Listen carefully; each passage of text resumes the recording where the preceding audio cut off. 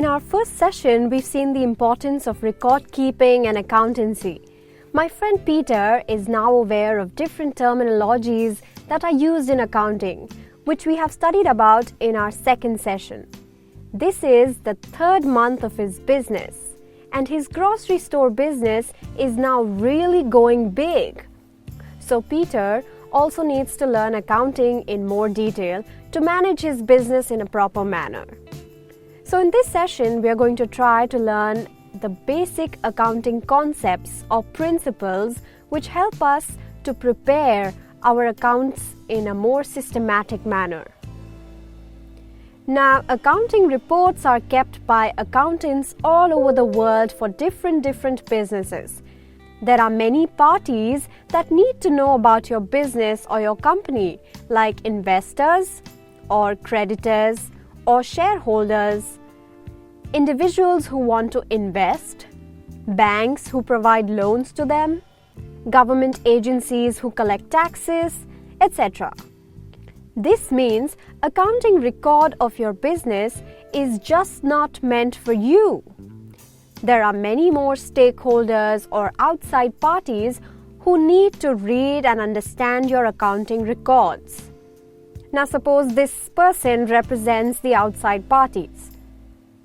And if all the companies or businesses kept records differently, that means in different manners and different style, it would be very difficult for this person or other parties to understand these accounting reports. So, it would be much more easier if there were certain basic guidelines and rules as to how everyone should maintain their accounting reports, right? Now, so that there is uniformity in maintaining these records, there are certain concepts and guidelines that are known as generally accepted accounting principles or GAAP, which is universally accepted. Now, we will learn about these basic accounting principles as we come across what is happening in my friend Peter's business in this third month of operation. This month, Peter tried to maintain his own records. But when I checked it, I felt there was something wrong. Let's look at his report.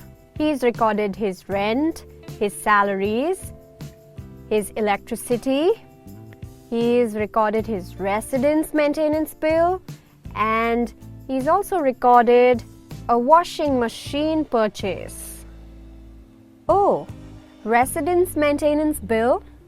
Is this supposed to be considered as a business expense? And this washing machine is for personal use, but he has recorded it as his assets in his business accounts. Well, these accounting treatments are wrong. It is not possible to find the correct state of affairs of his business if he mixed his personal expenses into his business.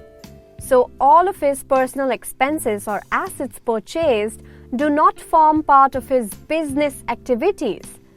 Either he should have paid these expenses from his personal bank account, or he needs to show these payments as personal and account for it separately. Basically, all personal matters of the owner are totally separate from his business. This is a concept in accounting called as the entity concept, where the business is considered a separate entity from its owner. Entity means has a distinct identity. Now suppose Peter had two other businesses, say Peter's car repairs and XYZ bookstore. He would keep all of their records separate as well. Separate books of accounts for Peter's car repairs, separate books for XYZ bookstore, and separate books for his grocery store. So the entity concept states that a business is a separate entity from its owners. We see that the owners of businesses or companies change. We also see that ownership is passed on to their children or somebody else. But does the company or the business close down? No, the businesses or company still stays in its own place with their own distinct identity. In other words, death or insanity of the owner may not affect the continuation of his business. So business is independent from its owners. They are two separate entities. This was the entity concept. Let's see what happened next. Peter purchased a grocery weighing machine for $2,000, which is going to benefit his business for 10 years. So will he treat all of this $2,000 as his expense for current year? Well, any business needs to be treated as continuous because usually every business or company starts with the intention to stay in business for a very, very long period. Unless there's a specific event due to which it is mentioned that the business is going to last only for a definite period. So what is important here is this machine will be used for 10 years. And since we are going to assume that this business is going to be continued for a very long period, we do not have to record the entire amount as an expense in the current year. The entire cost for weighing machine needs to be split into 10 years. All of this $2,000 will not be treated as an expense in the year the asset was purchased. Only 1/10 part, that is the expired cost of the current year, will be treated as expense, that is $200, and the remaining $1,800 will be shown as an asset. As this weighing machine is an asset to the business, it's going to be used for a long period. Now, every year, the value of this asset will be reduced by 1/10, and then it will be shown under expenses.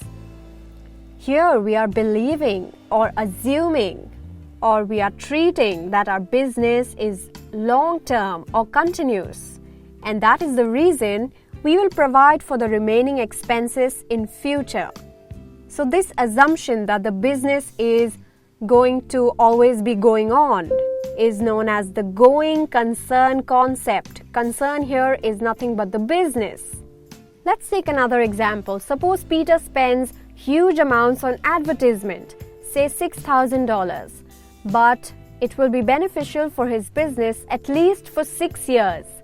So only 1/6 of the entire amount, that is $1,000, will be shown as current year's expense, and the remaining $5,000 will be shown as assets, and it will be reduced 1/6 every year. Now, what if a business needs a long-term loan?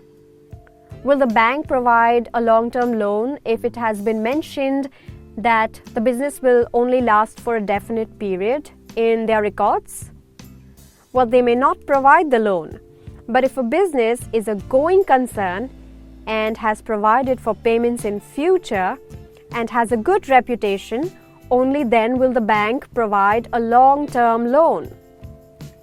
I hope you're getting me.